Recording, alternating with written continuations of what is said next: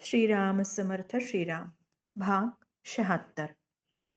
उज्जैनचे चक्रपाणी अत्यंत सात्विक वृत्तीचे, उदार आणि मोकळ्या मनाचे. आत बाहेर असं काही नाही. वागणं नेहमीच रुजुतेचं, आर्जवी असायचं. त्यामुळे दयाराम स्वामींचं त्यांच्यावर खूप प्रेम होतं. आकस्मिकपणे त्यांची आई वारली. दुःखाचा डोंगरच कोसळला. मनाला शांती मिळावी म्हणून ते पैठणला दयार्णव स्वामींच्या दर्शनाला आले. दयार्णव स्वामी समोर दिसताच चक्रपाणींना दुःखाचा एकदम उमाळा आला. डोळ्यातून अश्रुधारा वाहू लागल्या. हुंदके देऊन ते लहान मुलासारखं मोठ्याने रडू लागले. दयार्णव स्वामींनी त्यांना जवळ घेतलं. पाठीवरून हात फिरवला. दयार्णव स्वामींनी त्यांच्या मस्तकाला हलकेच स्पर्श केला. त्याबरोबर एकदम त्यांचं भावांतर झालं. हृदयातील दुःख नाहीसं झालं. वाटलं दयार्णव स्वामी अगदी निकटचे आहेत, आईसारखेच, आईहून कितीतरी जास्त. त्यांचा आधार हाच खरा आधार. हृदयातून उर्मी दाटून आली. दयार्णव स्वामींना सर्वस्वी शरण जावं, त्यांच्या चरणावर आपलं जीवन झोकून द्यावं, असंच त्यांना वाटू लागलं. दुसऱ्या दिवशी ते परत दयार्णव स्वामींना भेटायला गेले. तेव्हा त्यांचं मन बरं स्थिर झालं होतं. आईचा मृत्यू आकस्मिकपणे कसा झाला ती हकीकत त्यांनी स्वामींना सांगितली. म्हणाले, स्वामी, एक प्रश्न विचारावासा वाटतो. माझं जीवन म्हणजे दुःख आणि आपत्ती यांची मालिकाच झालीये. आपत्ती मागोमाग आपत्ती, दुःखामागून दुःख. लहानपणीच वडिलांचा मृत्यू. एकत्र कुटुंब असल्यामुळे उदरनिर्वाहाची चिंता नव्हती. वेळेवर 2 घास मिळत गेले. पण चुलत्यांनी नेहमीच आश्रितासारखं वागवलं. चुलतीनं आईला खूप त्रास दिला. आम्हा भावंडांचा सतत पाणउतारा केला. सारखं टोचून बोलणं, अपमानित करणं. बहिणीचं लग्न चांगल्या ठिकाणी झालं तर वर्षातच तिचा आकस्मिक मृत्यू झाला. पत्नीचा स्वभाव जुळवून न घेण्याचा. सगळ्यांशी तिचं भांडणच चालतं. माझ्याशी जुळवून ती घेत नाही. अशी सारखी दुःख दुःख आणि दुःख. आणि आता तर जिच्या आधारावर साऱ्या दुःखांना तोंड देत होतो तीच आई आकस्मिकपणे निघून गेली. असं का असावं, काहीच कळत नाही. दयार्णव स्वामी गंभीर स्वरात म्हणाले, सगळा प्रारब्धाचा खेळ असतो. पूर्वकर्मातले दोष असतात. त्याप्रमाणे घडत असतं. सोसत राहायचं, ईश्वराची भक्ती करायची. पण स्वामी, मी जीवनात सुखी कसा होईन? मला सुखी व्हायचंय. यापुढे तरी संसार सुख मिळावं एवढीच इच्छा आहे. दयार्णव स्वामी हसले. म्हणाले, संसार सुख मिळवायचा एकच मार्ग आहे. आपण चांगलं वागत राहायचं. कोणी कसाही वागला तरी ज्याचं कर्म तो भोगेल असा विचार करून आपण चांगलं वागणं सोडायचं नाही. देव, गुरु, ब्राह्मण, अतिथी यांचं आदराने पूजन करायचं. असा मनुष्य सर्वांना प्रिय होतो आणि तो सर्वत्र सुख भोगतो. इतरांना जे व्हावं म्हणून आपण इच्छा करतो तेच आपल्या घरी येतं. स्वतःचं कल्याण व्हावं असं वाटत असेल तर इतरांचं सतत कल्याण चिंतावं. इतरांसाठी करता येईल ते करावं. त्याने सर्वांना सुख द्यावं. मग तो स्वतःच सुखी होतो. चक्रपाणी जीवाचे कान करून ऐकत होते. जणू शब्दान वाचून संवाद होत होता. ये हृदयीचे ते हृदयी घातले, असं काहीतरी घडतंय असं चक्रपाणींना वाटलं. दिवसभर चक्रपाणी एका सुखद नशेत असल्यासारखे वावरत होते. रात्री केव्हा तरी डोळा लागला. स्वप्नात दिसू लागलं, दयार्णव स्वामी पद्मासनामध्ये मांडी घालून भूमीपासून 2 हात उंच हवेत तरंगतायत. रेशमी पितांबर, अंगावर रेशमी उत्तरीय, गळ्यात एक रुद्राक्षांची माळ, एक स्फटिकाची माळ, प्रसन्न मुद्रा, मुखमंडल तेजाने उजळलेलं, भोवती एक तेजोवलय. वाटलं दयार्णव स्वामी स्वतःच शाश्वत सुखाची परिपूर्ण मूर्ती आहेत आणि मी त्यांच्याकडे वेड्यासारखं संसारातलं सुख कसं काय मागितलं. गुडघे टेकून हात जोडून ते गदगद कंठाने म्हणाले, स्वामी, स्वामी, आपणच स्वतः तो शाश्वत आनंद सुख आहात. आपणच सच्चिदानंद घन परमात्मा आहात. माझ्यावर कृपा करा, कृपा करा आणि मला आपल्या चरणात ठेवा.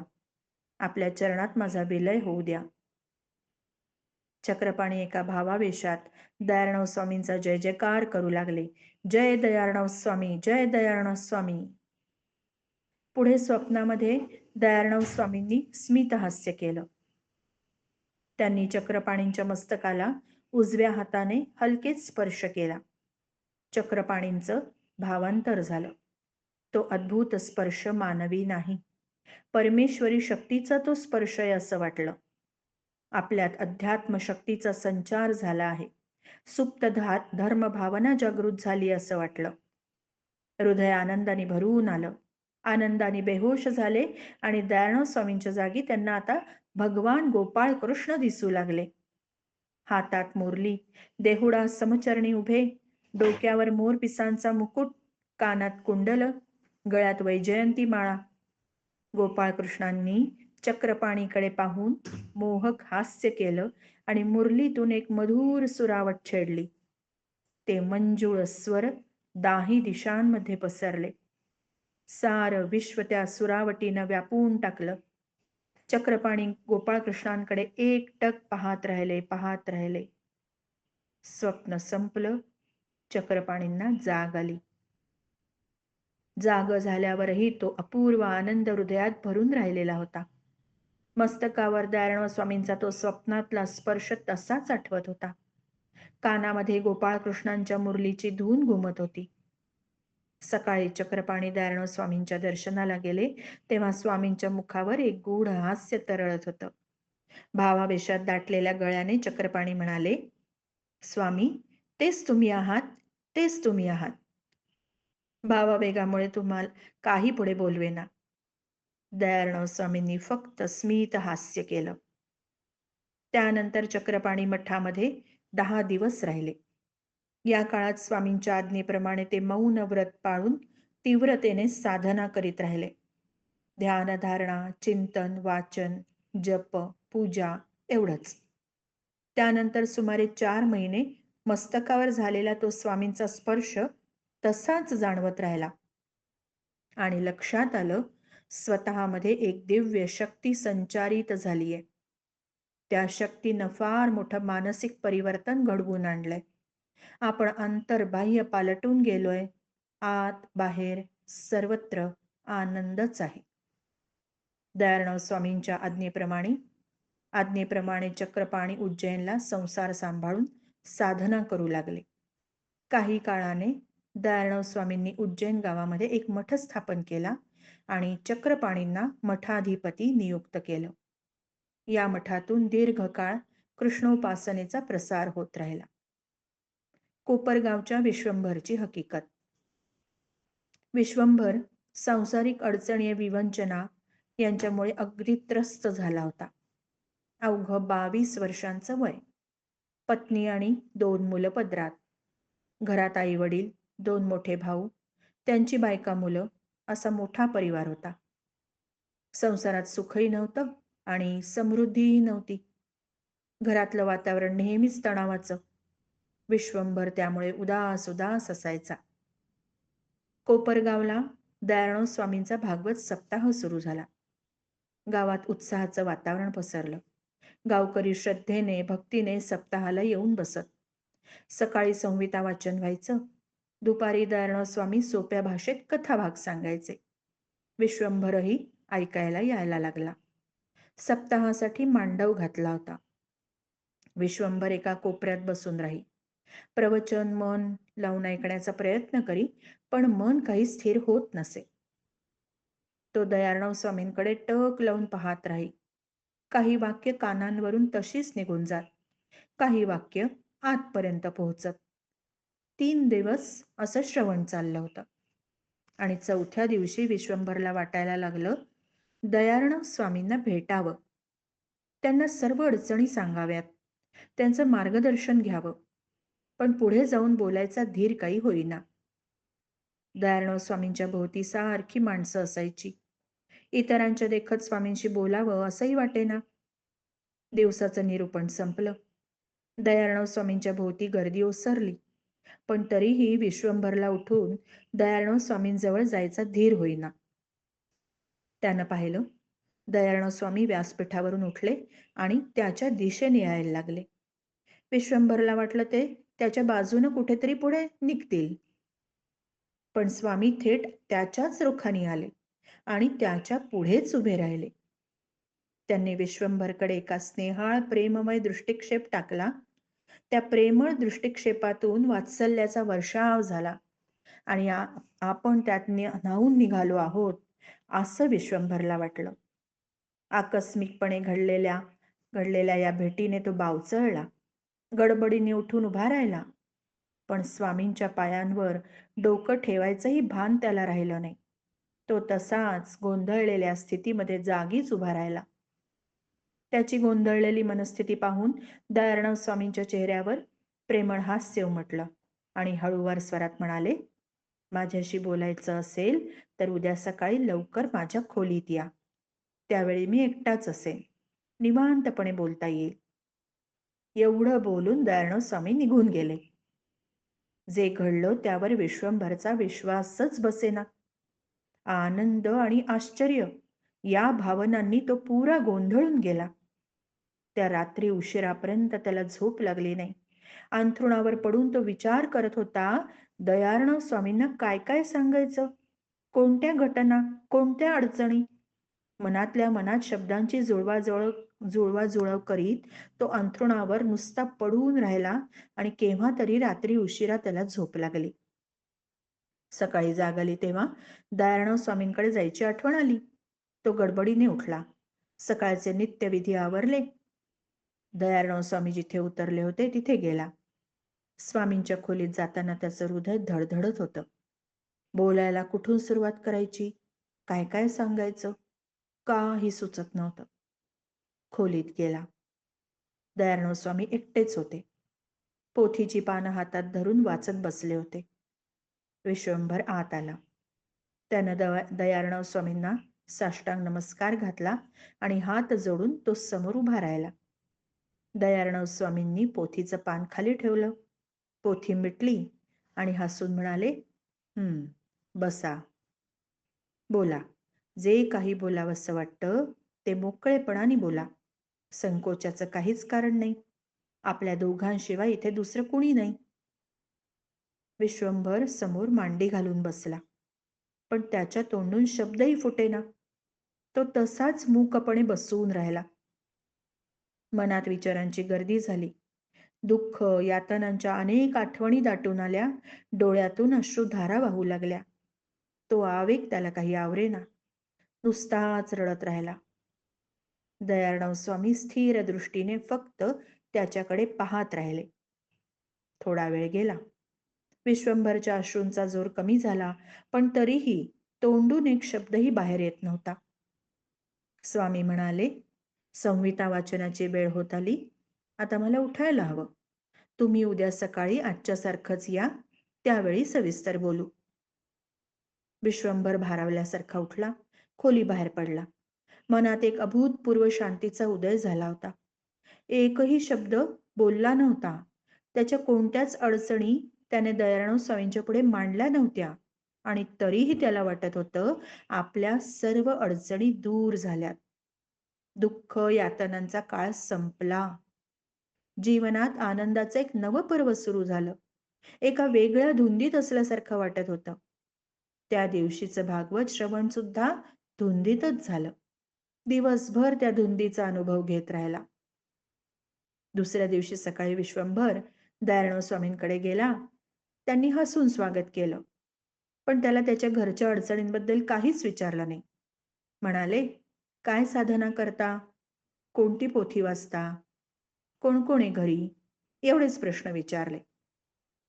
रोज नियमाने ज्ञानेश्वरीची पोथी वाचावी. रोज निदान 100 ओव्या वाचायच्या आणि 2 माळा जप करायचा.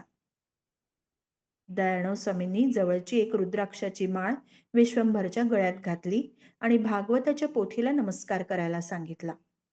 नंतर जप करताना माळ उजव्या हातामध्ये कशी धरायची जप करताना मधल्या बोटावर मणी कसे पुढे ओढायचे, तर्जनीचं बोट कसं दूर ठेवायचं, एक एक मणी पुढे ओढताना नामस्मरण कसं करायचं, मेरुमणी आल्यावर माळ कशी उलट फिरवायची, सगळं समजावून सांगितलं. रोज देवापुढे बसून थोडा वेळ ध्यान लावावं असंही सांगितलं आणि साधनेबद्दल इतर काही सूचना दिल्या. भागवत सप्ताह संपूर्ण झाला. विश्वंभरचा निरोप घेताना स्वामी मोठ्या प्रेमाने म्हणाले, 3 महिन्यांनी पैठणला भागवत सप्ताह आहे, त्यावेळी या बरं. विश्वंभरची साधना नियमितपणे सुरू झाली. तो रोज माळेवर जप करायला लागला. सकाळी रात्री थोडा वेळ ध्यानालाही बसायचा. त्यानं ज्ञानेश्वरी वाचनही सुरू केलं. मनाला शांती वाटू लागली. घरातल्या अडचणी त्रास कमी नव्हता झाला, पण मनाला त्याचं विशेष काही वाटेनासं झालं. तो तिकडे दुर्लक्ष करून आपल्याच भावविश्वात राहायला लागला. असे 3 महिने लोटले. पैठणच्या भागवत सप्ताहासाठी विश्वंभर निघणार त्याच्या आधी 2 दिवस विश्वंभरच्या धाकट्या 2 वर्षांच्या मुलाला ताप आला. हा मुलगा विश्वंभरचा खूपच लाडका होता. पैठणला जावं की न जावं अशी द्विधा मनस्थिती झाली. आई वडील म्हणाले, भागवत सप्ताहासाठी जातो आहेस, देवधर्माचं काम आहे, अवश्य जा. मुलाची काळजी घ्यायला आम्ही आहोत ना. विश्वंभर पैठणला गेला. मठातच उतरला. भागवत सप्ताह सुरू झाला. परगावचे अनेक भक्त आले होते. बहुतेक जण मठातच उतरले होते. गावातलेही खूप लोक ऐकायला यायचे. दयाळराव स्वामींभोवती बरीच गर्दी व्हायची. विश्वंभरला रोज सकाळी स्वामींचं दर्शन व्हायचं. ते हसून एखादं वाक्य बोलायचे. सप्ताहातला कथाभाग सांगताना मधूनच एखादा दृष्टिक्षेप विश्वंभराकडे टाकून हसायचे. या व्यतिरिक्त वैयक्तिक बोलायला मिळणं शक्यच नव्हतं. तरीही विश्वंभरला खूप प्रसन्न वाटत होतं. मधून मधून धाकट्या मुलाची आठवण येत होती. तो बरा असेल का? आपली आठवण काढत असेल का? आपण त्याला बघायला जायला पाहिजे. मनात विचार येऊन जायचा. भागवत सप्ताहाचा 4था दिवस. विश्वंभरला पहाटे स्वप्न पडलं. आपला मुलगा अत्यवस्थ आहे, मरणाच्या दारात आहे आणि बाबा बाबा असं म्हणून आकांत करतोय. विश्वंभर खडबडून जागा झाला. विलक्षण घाबरला, अंगाला घाम सुटला. पहाटेचं स्वप्न, खरंच असणार ते. ताबडतोब उठला. लगेच परत गावी जायचं त्यांनी ठरवलं. दयाळराव स्वामींचा निरोप घ्यावा हेही त्याला सुचलं नाही. तो तसाच पडशी उचलून मठाच्या दाराकडे चालायला लागला आणि कोणीतरी जवळ येऊन बोलावं तसं अगदी सुस्पष्ट शब्द त्याच्या कानी आले, तुला असं जाता येणार नाही. मुलगा खरोखरच अत्यवस्थ असला तरीही आता जाता येणार नाही. तू तिथे जाऊन काय करणार आहेस? त्याची काळजी घ्यायला तुझे आई वडील समर्थ आहेत. घरी नको जाऊस, दयाळराव स्वामींकडे जा. विश्वंभर चमकला. आवाज अगदी स्पष्ट स्वच्छ ऐकू आला. कोण बोललं होतं? कोण बोललं होतं हे बघण्यासाठी तो सभोवार पाहत राहिला, पण बोलणारं कोणीच दिसत नव्हतं. जो तो आपल्याच कामात व्यग्र होता. त्याच्याकडे कुणाचं लक्षच नव्हतं. विश्वंभर चकित झाला, घाबरून गेला. एकदम खाली बसला. पडशी खांद्यावर होती ती जमिनीवर गळून पडली. त्याच्या हातापायातली शक्तीच गेल्यासारखं झालं. तो जमिनीवर आडवा झाला. जवळची माणसं धावली. कोणीतरी विचारलं, का हो, काय झालं? बरं नाही वाटत का? भोवळ आली का? पण विश्वंभरला कुणाशी बोलायची इच्छा होत नव्हती. कसा बसा उठला. कुणाशी न बोलता, कुणाकडे न पाहता तसाच दयाळराव स्वामींकडे गेला. मुलाचं आजारपण, पहाटेचं स्वप्न त्यांना सांगितलं. दयाळराव स्वामींनी क्षणभर डोळे मिटले. लगेच डोळे उघडून शांत स्वरात विश्वंभरला म्हणाले, मुलाची तब्येत ठीक आहे, काळजीचं कारण नाही. तुम्ही खूप अस्वस्थ झालाय, इथेच समोरच्या कोपऱ्यात ध्यान लावून बसा. दयाळराव स्वामींच्या चेहऱ्यावर मोहून टाकणारं आश्वासक हास्य तरळलं. ते हास्य पाहताच विश्वंभरची सर्व चिंता नाहीशी झाली. मन शांत झालं. स्थिर मनाने विश्वंभर समोर एका कोपऱ्यात बसला. डोळे मिटून ध्यान लावायचा प्रयत्न करू लागला. त्याला वाटलं, आपलं शरीर चिमणीच्या पंखावरील पिसासारखं अगदी अगदी हलकं झालंय. उंच उडत उडत आकाशात वर वर चाललंय. काही वेळानं जगाचं भान नाहीसं झालं. अशा स्थितीत बराच वेळ गेला. विश्वंभर पुन्हा देहभानावर आला तेव्हा खोलीत कुणीच नव्हतं. दयाळराव स्वामी भागवत सप्ताहाची संहिता वाचायला गेले होते. विश्वंभराचं मन पूर्णतया शांत झालं होतं. उच्च अनुभूती प्राप्त झाल्याचा आनंद मनात मावत नव्हता. गात्रागात्रांमध्ये अनोखं सुख दाटून आलं होतं. विश्वंभर सप्ताह वाचनाच्या जागी जाऊन बसला. भागवत सप्ताहाचे 7 दिवसही पूर्ण झाले. समाप्ती झाली. विश्वंभर दयाळराव स्वामींचा निरोप घेऊन परत गावाला गेला. घरी गेल्यावर त्याला कळलं, मुलगा आता ठीक आहे. पण ज्या पहाटे विश्वंभरला स्वप्न पडलं होतं, त्या दिवशी मुलगा खरोखरच अत्यवस्थ झाला होता. त्याच्या वडिलांनी तातडीने वैद्यराजांना बोलवलं होतं. औषधोपचार केले होते वेळीच. त्यामुळे धोका टळला होता. आता मुलगा चांगला खेळत होता. आपले वडील समोर दिसताच मुलाला खूपच आनंद झाला. त्यानं एकदम विश्वंभरकडे धाव घेतली. प्रेमाने बिलगला. विश्वंभरला खूप बरं वाटलं. आता विश्वंभरचं मन संसारात रमेना. ते दयाळराव स्वामींकडेच ओढ घेऊ लागलं. एक दिवस विश्वंभर उठला. एका अनावर ओढीनं पैठणला दयाळराव स्वामींकडे गेला. दीक्षा आणि उपदेश द्यावा अशी प्रार्थना केली. दयाळराव स्वामींच्या मुखावर तेज प्रगटलं. भावावस्थेत जाऊन ते सांगू लागले, सुखदुःख कुणाला? जे संसारात आसक्त आहेत आणि देहाचाच विचार करतायत त्यांना.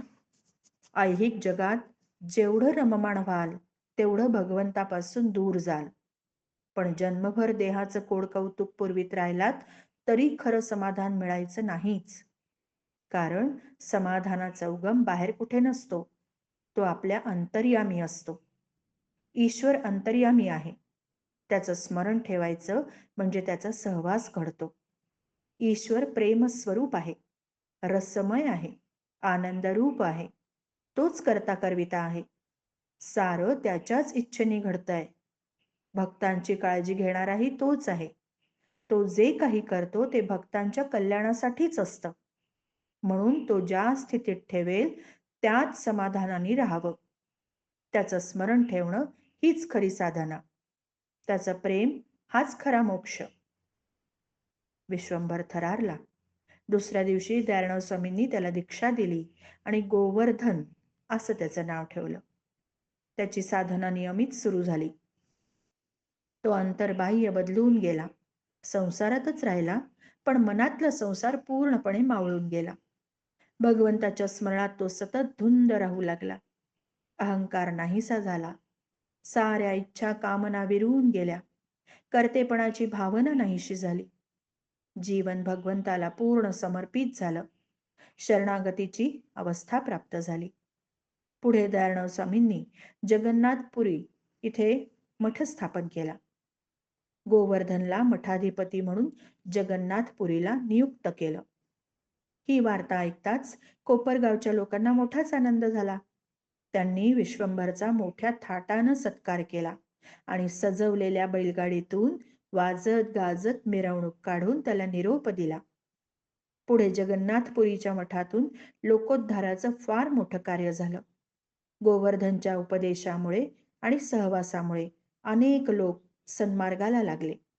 कोपरगावच्या लोकांना तो मोठाच अभिमानाचा विषय झाला. श्रीराम समर्थ. श्रीराम.